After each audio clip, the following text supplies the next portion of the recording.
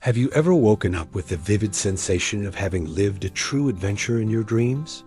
You can remember every detail, every emotion, every face. It feels so real that it stays with you all day. But then, other mornings, the opposite happens.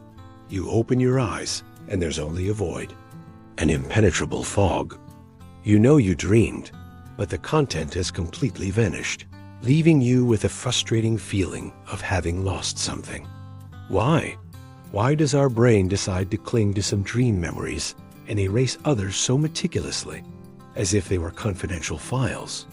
Welcome to the most intimate and fascinating mystery, the neuroscience of dream memory. Picture this everyday scene. It's Monday morning. Your alarm clock goes off brutally at the peak intensity of your least favorite song. It yanks you forcibly out of a very deep sleep. You get up dazed, your head feeling like cotton, and by the time you reach the shower, you can't remember anything you dreamed about. Now, think of a Saturday. You wake up naturally, slowly, with the sunlight gently coming through the window. And there it is. You remember a strange, long dream full of details. The difference between these two scenarios is no coincidence. It's pure neurochemistry. The key isn't so much in dreaming, but in waking up. To remember a dream, you need to wake up during it or right after. When you wake up suddenly with a loud alarm, you're likely interrupting a deep sleep phase, non-REM, where dreams are less vivid. Or, if you were in REM sleep, the phase most associated with narrative dreams, the shock of the alarm causes the brain to prioritize immediate alertness over consolidating the dream memory.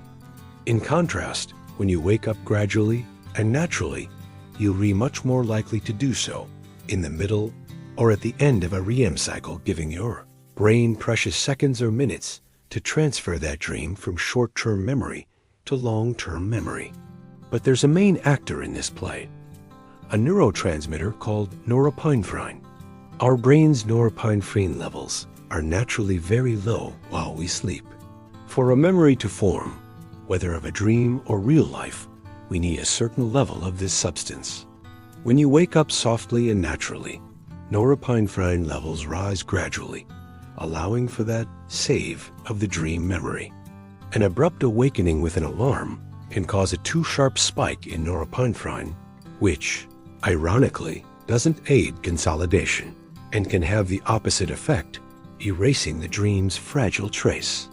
And here comes the controversy, the idea that will make many of you debate in the comments.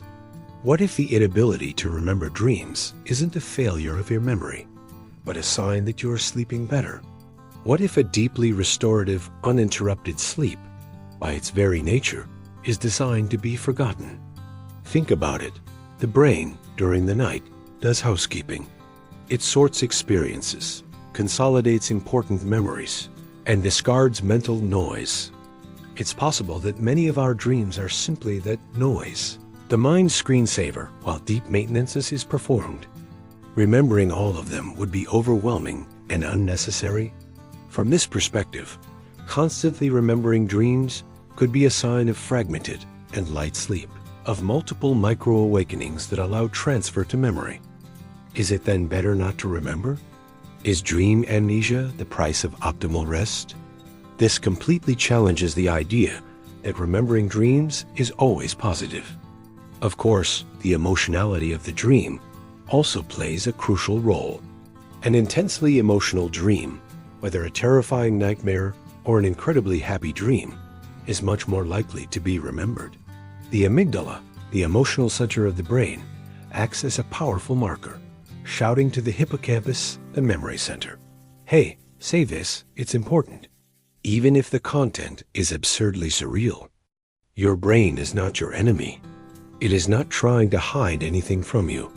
It is simply doing its job, protecting you from information overload and prioritizing what is crucial for your survival and well-being in the waking world. The next time you remember a dream, thank your brain for that gift. And the next time you don't, thank it for giving you a night of cleaning and deep rest. Now it's your turn. We want to know all about your experiences. Do you remember your dreams daily? Or almost never? Have you noticed how factors like stress, diet, or how you wake up affect your dream memory? Do you think it's better to remember dreams, or is forgetting them a sign of better sleep? Leave us your stories and opinions in the comments. This is a mystery we can only solve together. If this journey into your mind has fascinated you, don't forget to like, subscribe to the channel, and hit the bell so you don't miss our next exploration. And tell us, what other mystery of the mind would you like us to talk about? See you next time.